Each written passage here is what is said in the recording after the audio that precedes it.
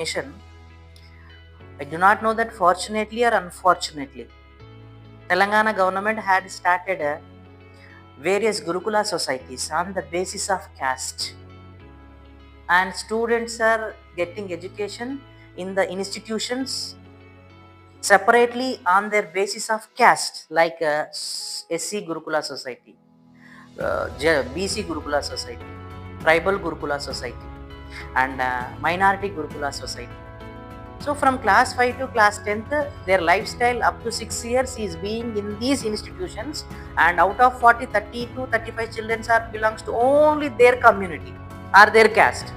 And how we are going to create equal based society, I cannot understand. How a minority student from class 5 to class 10th is studying in a separate institution, how he can communicate with the BCs, SCs, STs. So I think it is a blunder decision which taken by the government. Now it is the time to take an action that in a classroom, out of 40 students, 20 girls, 20 boys should be there, and among the 40, all community students to be there. Then only equal based society will be created. And coming to the discrimination, let us know about the definition of discrimination according to the class 7th information. When some people are not allowed to do what they want to do, like to get education or to take up jobs, what they want to do or what they wish to do, and not to get settlement in which area where they wish to do, generally we can say that they are get discriminated. Discrimination is a word which is disturbing the mindset of the common people from being several years onwards.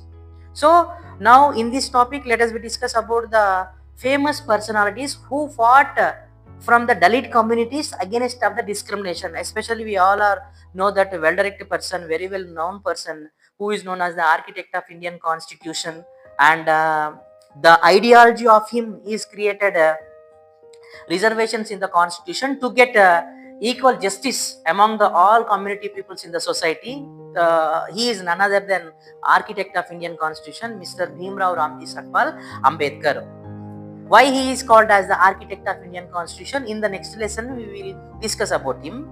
But just a glimpse of him, his life is he was born on April 14th, 1891, died on 1956 December 6th, but born in a Hindu religion, finally converted as a Buddha religion. Why he was converted? We need to know. During his childhood days, he got discriminated because of he belongs to Mehar family. Mehar is such a type of community caste in the Maharashtra, especially in the Maharashtra. They used to be get discriminated because of how